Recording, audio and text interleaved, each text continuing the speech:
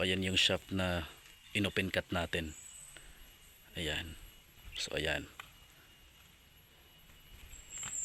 So ayan oh. So dyan maraming mga marker na nakuha natin. Ano ba yun? So tignan natin yung mga HTM doon. Ito yung mga HTM na nakuha natin sa dig site. Dyan sa mismong ating hukay. Ito yung mga nakuha natin. Ito, importante to. Ito yung tinatawag na tamago. Madalas makukuha to basta sentro ang dig site. Tapos ito pa. Ayan, may mata siya. Para siyang heavenly steam creature. Ayan. So isda.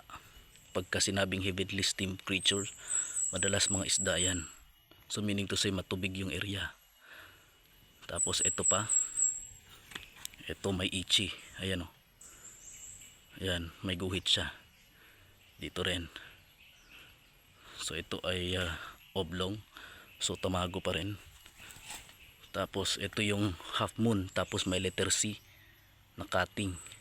Ito pa, ayan. So tignan natin. Ito yung mga formation ng nakuha natin mga bato. Man-made talaga yung plastada niya. Ito ay sa gitna ng dig site.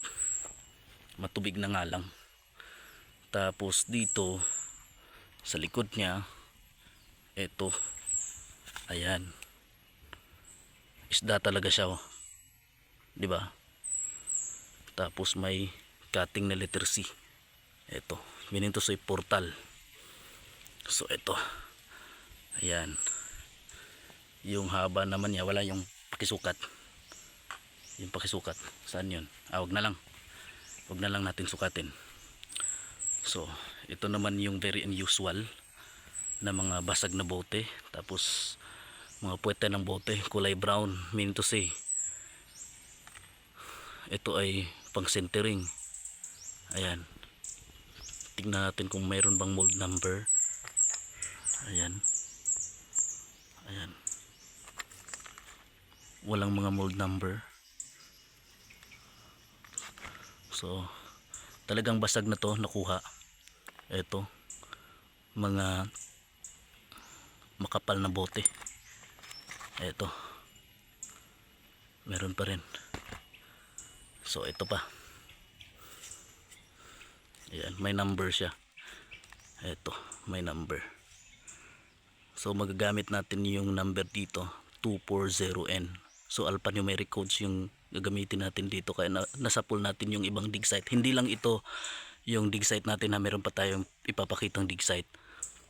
So, ito naman yung mga makapal na klase na bote. Ayan. So ayan, ito talaga oh, parang puwetan lang. So grabe talaga. Ito talaga yung pang centering tamago. So hindi lang yan, marami pang mga marker. So yan lang muna ang ipapakita natin. So pagkatama yung shaft mo, ay madalas makikita ka talaga ng mga ganyan. So ayan yung dig site natin. Ayan. So ayan. So matubig na talaga. Yan, pinaghandaan talaga natin to. Mas magandang hukay na to para maluwang. Kulang pa nga to eh. Kumbaga test digging pa lang to, hindi pa to final operation. Pero kapag mag full blast operation na tayo, mas lakihan pa natin to. Mas laliman to. Ito ay trenching lang pero malalim na. So very unusual yung mga nakikita natin mga HTM or hidden trail marker. So ganyan pagkatama yung shaft natin. Ayan, naka-align to doon papunta sa lumang puno ng tinatawag na pili. Yung orientation naman niya, yung saan yung compass. Tignan natin sa compass orientation. Pero patay na yung pili. Ayan. Ayan.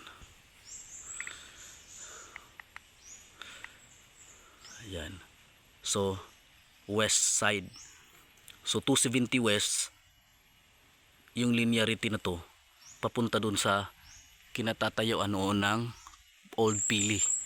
Tapos, sa ibabaw nun, patay na rin, nasunog na rin yung Bagakay. Yung kawayan na Bagakay, alam niyo yun. So, east dito. Mean to say, 357 pattern. So, matatamaan talaga yung digging spot natin. Okay. So, ganito mag-remap. Okay. So, ito. Lagay mo yung compass dyan. So, pagka ganito, malakas yung hatak niya. Ito yung gamit natin pang detect lang. Japanese wand. Mayroon na tayong pambala. So, okay. So, marami palang mga ibon dito sa digging spot ng ating ka-TH. So, very unusual. Ito talaga, isda. So, pagkatama yung hukay mo, ibig sabihin ay direct dig site na. Ayan. So, maraming salamat. Pinapakita ko lang, hindi dapat to pakita pa. Pero para meron kayong idea, ganito talaga. So, prohibited, bawal na i-vlog yung nagmay-ari dito. Di na sila pwedeng videohan pa. Kasi confidential na. Para sa kanilang seguridad. Di ko na lang sasabihin kung saang lugar ito.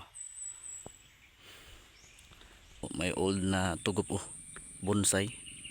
Ayan. Ayan po, bonsai yan. Maliit lang talaga siya.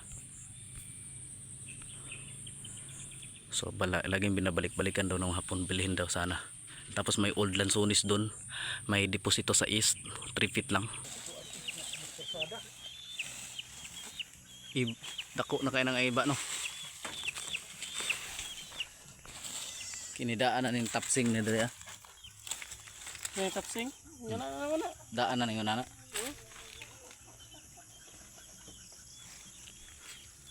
Diha mo ang sapa norte. Ay mo tapsing ra ba? Mo sa remarker ba? Hindi na.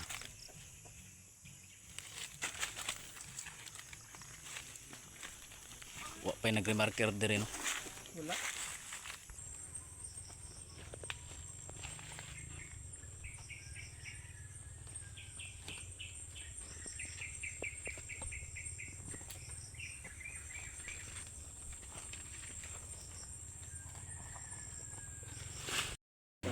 Ini yung ilan mo kita, tabunan na. Oh, wala yung pato. Sa spot mo na, pansyon mo diha. Ah, ikso.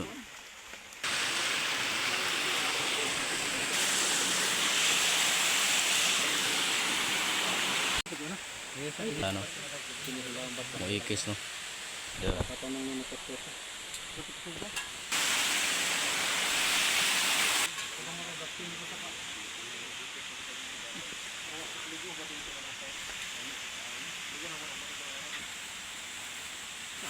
Kain pababa.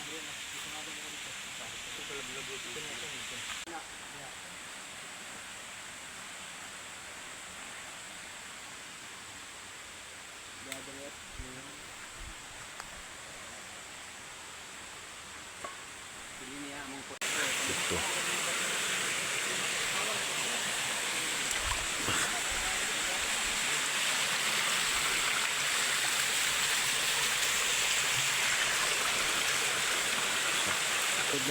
Wala ah. Jadi ada yun. May sulod na siya.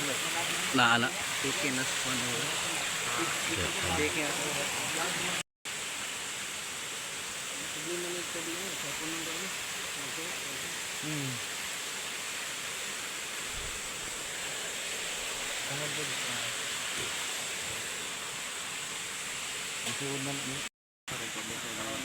Ini po. Tapang din.